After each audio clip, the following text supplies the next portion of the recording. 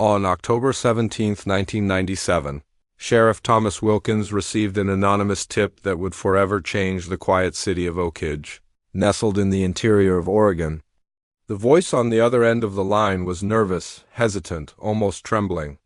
The caller refused to identify himself but insisted that something terrible was happening on a property belonging to the Blackwood family, a name that had quietly persisted in the mountains of Oregon since the mid-19th century. "There's something wrong in that barn," the caller whispered. "I've never seen anyone come or go, but at night sometimes I hear shouts." "They're not animals." The recording of that call was preserved in the Lane County Police Archives. At the time, it seemed like just another rural complaint. Isolated properties often sparked wild tales. But there was an urgency in the voice, a subtle dread that unsettled anyone who heard it. Sheriff Wilkins and his team drove 40 kilometers from Oak Ridge Center, following a winding, narrow road that disappeared into dense forests. The air grew colder, the shadows deeper, and the occasional glimpse of a fading red barn among the trees made the hairs on the back of their necks stand on end. At a distance, the structure appeared ordinary, almost quaint. But as they approached, the reality became impossible to ignore. The barn was encased in chains, multiple padlocks glinting in the weak sunlight, and surrounded by a barbed wire fence nearly 3 meters high. Breaking the locks was only the first step. The instant the doors swung open, an assault of odor hit the officers. It was unlike anything they had ever encountered. A mixture of urine, feces, rot, and something indefinable. A stench that one officer would later describe as the smell of the absence of humanity itself. Inside, shafts of light pierced the cracks in the wooden roof. What the officers saw made even the most experienced among them recoil. 7 women, emaciated, unkempt, and malnourished, sat huddled on the straw-covered floor. Their ages ranged from 12 to 42, yet each looked older, beaten down by years of neglect. The police report would later classify the conditions as incompatible with any standard of human dignity. Dr. Michael Stevenson, a coroner who accompanied the operation, described the scene to the Portland Herald. "In 27 years of medicine, I've never seen anything like that." Physical characteristics immediately suggested severe consanguinity. There were prolonged facial malformations, extra fingers, obvious vision problems, but the eyes were the most disturbing. Every single one of them had the same empty, hollow look. It was as if the soul had been carefully removed. The investigation revealed that the barn was more than a site of neglect. It was a laboratory of generations. The women inside were not just victims of cruelty, they were the product of intentional genetic manipulation. A family experiment spanning at least 5 generations. Genetic records later collected at the University of Oregon would confirm that these women were among the most consanguineous ever documented in modern American history. The property belonged to Jeremiah Blackwood, age 68 at the time, patriarch of a family progressively isolated from the surrounding community. What began as mere social withdrawal had evolved into a horrifying pattern of abuse, isolation, and deliberate inbreeding. Of the 7 women rescued, 4 were confirmed to be Jeremiah's biological daughters. The other 3 were offspring of repeated unions between their own relatives. Later genetic analysis by the University of Washington revealed coefficients of consanguinity. This was not ignorance or accident, explained Dr. Eliza Montgomery, the forensic geneticist overseeing the investigation. "We discovered meticulously kept diaries. They documented an intentional effort to create a so-called pure lineage. The notes included instructions for selecting specific traits: eye color, bone structure, through carefully orchestrated crossings between relatives. This was deliberate, it was methodical, and it spanned generations. The case ignited shockwaves through Oak Ridge, a small town already wary of its own history of isolation. It also revived discussions about rural anonymity, community oversight, and the limits of familial privacy in remote regions of the United States. The roots of the Blackwood family's isolation stretched back to the Great Depression.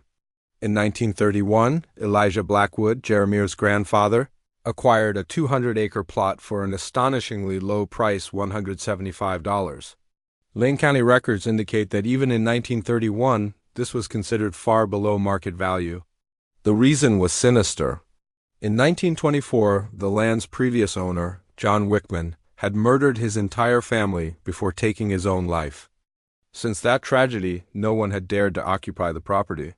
This legacy of death and superstition would shape the Blackwoods for decades. Elijah arrived with his wife, Martha, and 5 children, 3 boys and 2 girls. Municipal school records show that the children attended the local school for barely a year before being withdrawn for a home education. The director of the school, in official documentation, noted, "Family demonstrates extreme behavior. Children exhibit proper knowledge for age but avoid contact with other students. The family's interactions with the outside world were minimal. They made only a few trips each year to buy supplies they could not produce themselves." A local warehouse diary, maintained between 1935 and 1940, captured the unease of those rare encounters. The Blackwoods came today. As always, the children and Mrs. B stayed in the car while the old man made the shopping. No one smiles in that family. Bought unusual amounts of kerosene and ammunition. Something doesn't seem right with them.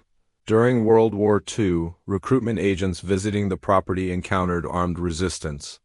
Police records recount that Elijah threatened the agents with a shotgun, declaring, "No Blackwood will spill blood for a government that only remembers men when it needs them to die." For reasons not fully clarified in the archives, authorities chose not to press the issue further. It was into this atmosphere of fear, paranoia, and self-imposed isolation that Harold Blackwood, the middle son of Elijah and father of Jeremiah, grew up. Documents discovered in the 1997 investigation revealed that Harold married his second cousin, Rebecca, from Idaho. The marriage was registered in 1952 in Boise, yet she was never seen in Oak Ridge. Local residents recalled Harold suddenly appearing with a wife they never knew existed. One former employee said, "We never really saw her. She stayed in the car, always wearing a wide flap hat and veil, even in the summer. Letters from her family in Idaho stopped arriving after a few years." Medical records recovered from the property indicate that Rebecca gave birth to 6 children between 1953 and 1962. All births took place at home, without professional medical assistance. Only 3 of the 6 survived into adulthood. The Blackwood family history was marked by tragedy, secrecy, and meticulous planning. Each generation carefully controlled who married whom, documenting the physical traits of offspring, choosing partners to reinforce family traits, and isolating themselves further from the world. What might have begun as a rural, insular lifestyle had mutated into a deliberate, multi-generational experiment. The barn itself became the epicenter of this experiment. Locked for decades, hidden behind walls of foliage and barbed wire, it was a living archive of abuse and genetic obsession. Every detail, every chain, every lock, every padlock was a silent witness to the horrors contained within. Sheriff Wilkins recalled stepping inside for the first time. "I thought I had seen everything a small-town lawman could encounter. But the moment I entered that barn, it was different. The silence was deafening, broken only by the low whimpering of the women. It was like stepping into another world, one that shouldn't exist." Dr. Stevenson described the women as exhibiting what he termed extreme endogamy effects. He noted not just physical deformities but behavioral abnormalities, vacant stares, limited motor coordination, and signs of chronic neglect. Geneticists later explained that these were predictable outcomes of decades of close relative breeding. Yet, seeing it in living, breathing people was a shock that no textbook could convey. Forensic examination uncovered journals, sketches, and records that detailed the family's deliberate attempts to manipulate their lineage. These documents provided insight into a mindset that treated human beings as objects in a grand experiment. There were pages devoted to eye color, bone structure, dental health, and even temperament. Plans for idealized matches were recorded meticulously, generation after generation. While the women's physical conditions were horrifying, the psychological damage was equally severe. They had grown up without exposure to the outside world, without education, without normal socialization. Their identities were subsumed entirely into the family's obsessive system of control. The Oak Ridge community, long aware of the Blackwoods' reclusiveness, was stunned. Many recalled seeing the family occasionally, noting their odd behaviors and avoidance of contact, but no one could have imagined the horrors hidden just beyond the tree line. Despite decades of isolation, the Blackwoods were not invisible to history. The property itself had a reputation that predated the family's arrival, and this combined with social paranoia to create a unique environment for the generational experiment. No outsiders intervened, allowing the family's practices to continue unchecked. The discovery of the barn, the women, and the meticulously maintained records marked only the beginning of a long and painstaking investigation. It revealed not just a crime scene but a window into a family's obsessive, multi-generational plan, a plan that, until then, had remained perfectly concealed from the outside world. Don't scroll past this. Imagine what it must feel like to live your entire life hidden away, generations of people isolated with their fates dictated by family obsession. Comment below if you think this story could happen today and how it remained undiscovered for so long. By the 1960s, the Blackwood property had become a fortress of secrecy. Its fences and padlocks, more than just physical barriers, they were symbols of a family insulated from the world. A family that had learned to fear intrusion as much as it feared exposure.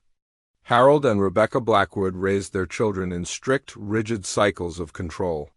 The surviving 3 children were instructed from birth on the principles of the family's pure lineage program, though the term itself was whispered, not written openly.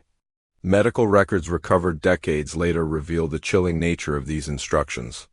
Each child's growth and development were meticulously documented, tracking eye color, height, bone structure, and even behavioral tendencies. Health was measured not for well-being, but for suitability for future pairings within the family. The children were isolated not only physically but psychologically, taught that the outside world was dangerous, ignorant, and unworthy. Curiosity about neighbors or townspeople was discouraged. Play outside the property was permitted only under supervision. Education, if it occurred at all, came from Harold and Rebecca themselves, patchwork and heavily filtered to reinforce obedience, secrecy, and the family doctrine. By the early 1970s, Jeremiah Blackwood had assumed control of this rigid system. Unlike his father, he approached the family experiment with a clinical precision, documenting the growth, health, and development of each offspring with obsessive attention. Diaries discovered during the 1997 investigation included not only dates of births and deaths, but detailed measurements, limb ratios, jaw alignment, skull circumference, and even notes on behavioral tendencies and social aptitude. Every detail was cataloged, Dr. Eliza Montgomery explained in later interviews. It wasn't just about survival.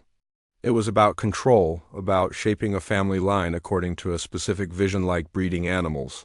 Only this involved real people, their lives, and their futures.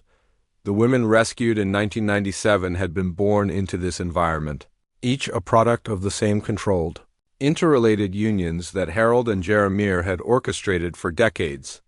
Their lives were contained entirely within the property. Daily routines were rigid. Days began and ended with tasks assigned by the patriarch, meals were rationed, and communication between the women was strictly monitored. The outside world existed only as rumor, danger, and fear. Books, newspapers, and radios were scarce, leaving the women without a framework to understand broader society. Neighbors who lived within sight of the property reported vague observations over the years, brief glimpses of children at the windows, shadows moving behind curtained barns, and the occasional sound of shouting late at night. Nothing concrete ever penetrated the family's isolation. Community members recall a sense of unease, as if the Blackwoods were deliberately keeping the world at arm's length, but few dared intervene. The diaries found on the property described in meticulous detail the methods used to maintain both physical and psychological control. Each female was monitored for reproductive cycles, with precise timing and pairing intended to maximize the genetic purity of the offspring. Failures, miscarriages, stillbirths, or illness were documented coldly, often with suggestions for corrective measures and future pairings. Harold and Jeremiah's records were clinical, almost detached, said Dr. Montgomery, but what they reveal is horrifying. These weren't merely parents attempting to protect their family. They were orchestrating human lives, manipulating genetics with an obsession bordering on madness. By the late 1970s, the surviving children of Harold and Rebecca were adults, yet their isolation had left them ill-equipped for independent life. Socialization beyond the property was almost non-existent, and their understanding of normal interpersonal dynamics was deeply distorted. Marriages within the family continued, and the cycle of inbreeding repeated. New offspring inherited both the physical anomalies and the behavioral conditioning of previous generations. Local historians describe the property as a place of folklore, rumor, and unease. Even as small-town life continued around Oakridge, the Blackwoods remained impervious. Some residents recalled hearing screams from the barn, muffled and chilling, late at night. Others remembered glimpses of women working the fields, pale and thin, eyes vacant and expressionless, disappearing back into the shadowed property. Yet these accounts were dismissed as imagination or exaggeration until 1997, when the truth emerged in horrifying clarity. During this period, Harold and Jeremiah took extraordinary steps to eliminate external oversight. Postal deliveries were controlled, phone lines monitored, and local authorities approached only with calculated caution. Visitors were discouraged or intimidated, creating a near-perfect vacuum of surveillance. Outsiders were allowed minimal visibility, often seeing only what the Blackwoods wanted them to see, a family of recluses, perhaps eccentric but not criminal. Inside the barn, conditions deteriorated over decades. Floors were covered with straw that had never been replaced. Walls were blackened with smoke and decay. The women, growing older within this environment, were trapped physically and psychologically. They developed chronic illnesses, untreated injuries, and malnutrition-related conditions. Doctors later described some of these as entirely preventable, yet the family treated medical care as a potential threat, restricting any contact with the outside world. The women's eyes uniformly hollow, distant, and haunting became the most telling sign of the psychological imprint of decades of captivity. Each generation internalized the same fear, emptiness, and learned helplessness. As Dr. Stevenson explained, they were human beings, yet in a sense they had been trained out of humanity itself. The physical conditions were horrifying, but the psychological imprint was even more chilling. You could look into their eyes and see the legacy of isolation and control. Meanwhile, the surrounding community remained largely unaware. Oakridge residents recall occasional deliveries made by the Blackwoods themselves, interactions that lasted only a few minutes, and then retreat into the shadows of the property. Diaries maintained by local shopkeepers and neighbors throughout the 1960s and 1970s captured subtle signs of unease, unusual amounts of supplies purchased at irregular intervals, limited communication, and the occasional odd remark from Harold or Jeremiah when questioned. These records, preserved decades later, painted a portrait of a family intentionally keeping its practices hidden, yet leaving subtle traces for those paying attention. In the 1980s, the Blackwoods practices began to leave more visible signs. Genetic anomalies became more pronounced among the children and grandchildren living within the property. Extra digits, malformed facial structures, vision and hearing impairments all were cataloged and documented by the patriarchs as part of their experiment. Letters discovered during the 1997 investigation revealed conversations between Harold and Jeremiah about controlling the spread of these traits, which they referred to as refinements or adjustments. The language was clinical, devoid of empathy, and chillingly calculated. By the mid-1980s, the women who would eventually be rescued were adults, yet their world had never expanded beyond the confines of the barn and surrounding property. They had no legal identity separate from the family. Education was virtually non-existent. Their knowledge of society, culture, and the world outside the Blackwood property was minimal, filtered entirely through family control.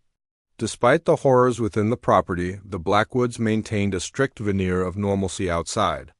Supplies were purchased quietly, contact with townspeople minimized, and appearances controlled. Community members occasionally remarked on the family's odd habits, but never suspected the systematic abuse occurring just behind the fences and padlocks. It was during these years that the seeds of the eventual discovery were planted. The anonymous tip that would bring Sheriff Wilkins to the property in 1997 came from a Neighbor who had noticed subtle but unsettling signs. Sounds at night, fleeting glimpses of women through the trees, and patterns of isolation inconsistent with normal rural life. Fear of retaliation had kept the observer silent for decades, but eventually, conscience or desperation drove the call. When authorities finally arrived, the decades of secrecy unraveled in an instant. Every lock broken, every door opened, revealed a story of meticulous control, abuse, and human suffering spanning generations. The barn itself became a chilling testament to the Blackwood's obsession, the walls, floor, and air all bearing witness to decades of confinement, experimentation, and manipulation. The discovery would send shockwaves far beyond Oakridge. Historians, geneticists, and law enforcement alike were stunned. Genetic tests confirmed what the diaries had already suggested: a multi-generational experiment in consanguinity, producing some of the most genetically related individuals ever documented in the United States. The diaries and records uncovered detailed instructions, documenting everything from reproductive pairings to physical characteristics. Each generation's children were noted for compliance with the family's goals. Failures, stillbirths, deformities, or illness were treated as problems to be corrected in future pairings rather than misfortunes to be mourned. The psychological impact on the women discovered in 1997 was immediate and profound. Decades of isolation had left them unable to navigate basic social interactions. Anxiety, fear, and learned helplessness were pervasive. Rehabilitation required careful, structured intervention to provide basic skills, education, and understanding of the outside world. The Blackwood case became a landmark study in the effects of extreme isolation, forced inbreeding, and multi-generational psychological manipulation. Experts from multiple disciplines, genetics, psychology, sociology, were drawn to the property to document the unprecedented findings. Could you imagine being born into a system where every choice, every relationship, and every opportunity is predetermined? Comment below if you think society could prevent such extreme isolation today and how someone might go unnoticed for decades. By the late 1980s and early 1990s, the Blackwood property had become a near impenetrable fortress. The barn, long neglected from a structural standpoint, had grown dark, damp, and decayed in some areas, but the family maintained the appearance of care through meticulous attention to the exterior. Inside, however, the women continued their lives in extreme isolation, rarely leaving the confines of the building. Their routines were rigid: wake, labor, eat, and sleep, punctuated only by the arrival of Harold or Jeremiah to enforce rules and ensure compliance with the family's reproductive program. The psychological conditioning imposed upon the women had reached its peak. They moved silently through the barn, spoke only when permitted, and exhibited almost no initiative. Their vacant stares reflected a lifetime of fear and control, a learned passivity that left them entirely dependent on the patriarchal hierarchy of the family. Any signs of resistance or independence were met with strict punishment, further reinforcing the pattern of compliance. While the Blackwoods lived in near total seclusion, the surrounding community remained mostly unaware of the extent of the abuse. Local residents occasionally noticed faint cries, shadows moving behind curtained windows, or unusual patterns of activity, but no one suspected the full horror. Generations of secrecy, reinforced by fear and isolation, had ensured that the family's activities remained invisible. Even the few who glimpsed something unusual hesitated to intervene, fearing retaliation or doubting their own perceptions. It was this carefully maintained invisibility that began to unravel in 1997. The anonymous tip that reached Sheriff Wilkins detailed noises from the barn at night: shouts, cries, and other sounds that could not be explained as normal farm activity. The caller, a neighbor long uneasy with the Blackwoods, had reached the breaking point, compelled to report what they had witnessed. When Sheriff Wilkins and his team arrived, the physical and sensory impact was immediate. The barn doors, secured with chains and multiple padlocks, yielded to the officers' tools, revealing an interior more horrifying than anyone could have imagined. The first assault was olfactory. The stench of decades of neglect, human waste, and decay filled the air. Officer accounts later described it as a smell of the absence of humanity, a scent that seemed to embody the years of isolation and abuse. Inside, 7 women aged 12 to 42 lived in squalor, malnourished, and exhibiting a range of physical deformities. Dr. Michael Stevenson, who accompanied the investigation, noted extreme cases of genetic anomalies, malformed digits, vision problems, and craniofacial abnormalities. Yet the most haunting aspect was psychological, the vacant, identical expressions in the women's eyes. It was as if the individuality of each had been erased, replaced with the imprint of fear, isolation, and control. Subsequent investigation revealed that these women were not just victims of neglect, but products of a generational experiment in family endogamy. Records, diaries, and meticulously maintained logs found on the property documented decades of carefully planned pairings, designed to enhance or preserve specific physical traits. Jeremiah and Harold had acted with deliberate intent, treating human lives as variables in a controlled study, recording every birth, miscarriage, and developmental anomaly. Genetic testing confirmed the extreme nature of the inbreeding. Coefficients of consanguinity approached 0.375 in some cases, figures almost unheard of outside isolated, insular populations. These results shocked both geneticists and sociologists, offering a rare, grim case study of multi-generational inbreeding in modern America. The immediate aftermath of the discovery involved both medical and psychological intervention. The women were removed from the barn and transported to care facilities where they received treatment for malnutrition, untreated illnesses, and chronic conditions resulting from prolonged neglect. Psychological support focused on trauma recovery, education, and developing a sense of identity separate from the family's control. Experts noted that even basic concepts of society, commerce, education, interpersonal interaction were entirely foreign to them, requiring patient and structured rehabilitation. Law enforcement also faced unprecedented challenges. Determining culpability required parsing decades of family history, isolating acts of deliberate abuse, and documenting the patterns of inbreeding and control. Jeremiah Blackwood, the patriarch, was arrested, though his advanced age and deteriorating health limited the criminal proceedings. Harold, who had died several years prior, remained an enigmatic figure whose actions could only be reconstructed through the diaries and personal accounts found on the property. The Blackwood case sparked national attention. Newspapers, documentaries, and academic journals analyzed the discovery, focusing not only on the physical and genetic implications, but also on the social and psychological ramifications. Questions arose about rural isolation, community responsibility, and the mechanisms by which extreme abuse could remain hidden for decades. Sociologists debated how a family could maintain total control over multiple generations while eluding the attention of neighbors, authorities, and social services. The women themselves became central to studies in human resilience and recovery. While the physical anomalies were irreversible, the psychological rehabilitation revealed both the fragility and adaptability of the human mind.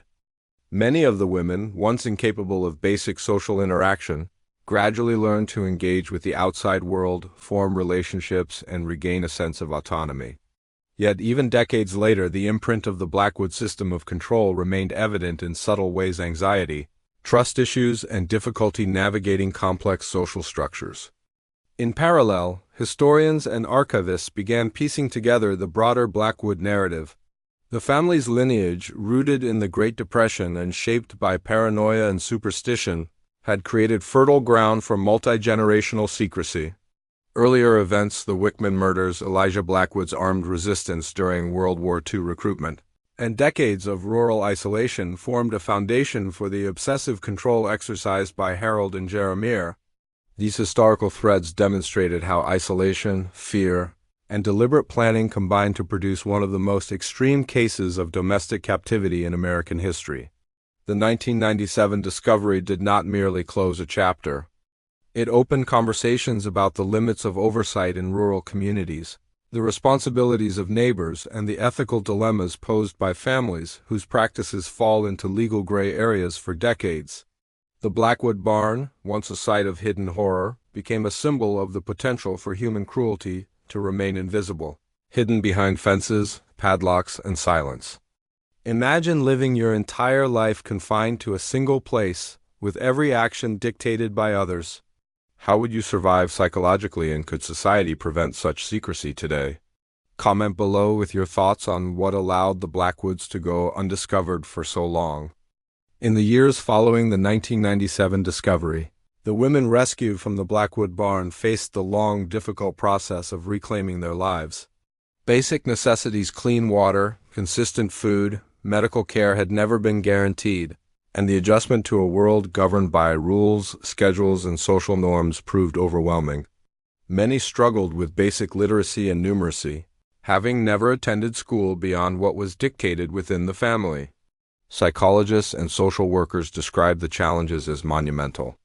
They had lived entirely within a system designed to remove autonomy and instill fear, one caseworker explained. Even simple decisions, what to eat, when to speak, or how to move in a room, were foreign concepts. Every instinct had been suppressed for decades, yet alongside the trauma, there were moments of resilience. Over time, the women began forming bonds, sharing experiences that had previously existed in silence, and slowly learning to trust caregivers and the outside world. Geneticists continued to study the family's records, revealing the shocking extent of the Blackwoods' inbreeding. Multiple generations had been intermarried, producing children with extremely high coefficients of consanguinity, physical malformations, and genetic disorders rarely documented in modern American populations. While many physical effects were irreversible, the data provided an unprecedented look at multi-generational endogamy and its consequences. The Blackwood case also had profound implications for law enforcement, social services, and historians. Investigators and policymakers examined how a family could operate in near-total secrecy for decades, highlighting gaps in oversight and community intervention. Discussions centered on rural isolation, familial privacy, and the social mechanisms that allow extreme abuse to remain undetected. It became clear that vigilance, community awareness, and proactive social services are essential in preventing such tragedies from recurring. For the Oakridge community, the Blackwoods revelation was a shock that lingered for years.